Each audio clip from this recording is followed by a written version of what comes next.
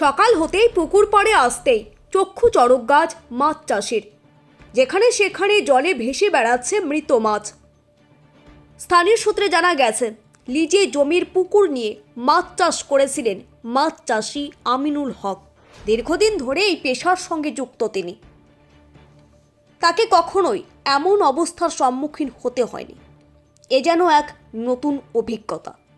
কেউ বা কাহারা রাতের অন্ধকারে শত্রুতার বশে পুকুরের জলে বিষ মিশিয়ে এমন কর্মকাণ্ড করেছেন বলে অভিযোগ করেন তিনি।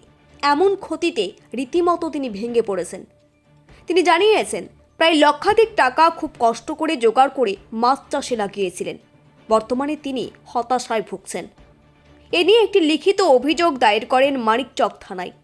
এই ঘটনার সাথে যুক্ত দোষীদের উপযুক্ত শাস্তির দাবি জানিয়েছেন তিনি। মানিকচক এলাকাতে বিভিন্ন জায়গায় এমন পুকুরে মাছ চাষ করে জীবিকা নির্বাহ করেন বহু মানুষ। তবে এমন ক্ষয়ক্ষতি হলে স্বাভাবিকভাবেই মাছ চাষের সাথে যুক্ত হতে ভয় পাবেন এলাকার মাছ চাষিরা। হ্যাঁ, আমি কালকে এসে দেখছি, ঈদের নামাজ ছিল আমাদের, ঈদের নামাজ পড়ে এসে দেখছি যে সব মাছ মরে গেছে। হ্যাঁ, কেউ আমাদের মানে করে মানে বিষ ফেলেছে পুকুরে, বলে মাছগুলো মারা গেছে। কে ফেলেছে? সেটা তো বলতে পারছি না নাম এখন। হ্যাঁ, কোথায় আছে আপনাদের পুকুরটা? আমার পুকুর শেখপুরা। আচ্ছা, কবে করেছিলেন মাছ চাষ?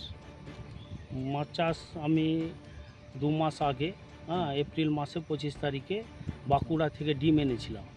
হ্যাঁ, 4 কেজি ডিম এনেছিলাম। হ্যাঁ, তো ডিম প্রায় 80-90 হাজার টাকার ডিম এনেছিলাম। ডিম ফেললাম। হ্যাঁ, প্লাস 2 মাসে খাওয়া দাওয়া 1 লাখ টাকা এক্সট্রা খরচা হবে। হ্যাঁ, 2 লাখ টাকার বেশি খরচা হতে পারে। হ্যাঁ, মানে রাসুল মুখে শুনতে পারলাম। রাসু মানে পুকুরের যে মালিক আমিনুল হক, ডাকনাম রাসু বলে সবাই জানে। ও আমাকে ফোন করে বললো যে দাদা আমার পুকুরে কেউ বিষ ফেলে দিয়েছে। এসে দেখলাম যে প্রচুর মাছ জলের উপরে ভেসে উঠেছে। আর যারা মাছ চাষের অভিজ্ঞ ওরাই বলছে যে এতে কেউ হয়তো স্যালফোস ট্যাবলেট ফেলে দিতে পারে। মালদা থেকে সীমান্তের কথার বিশেষ রিপোর্ট।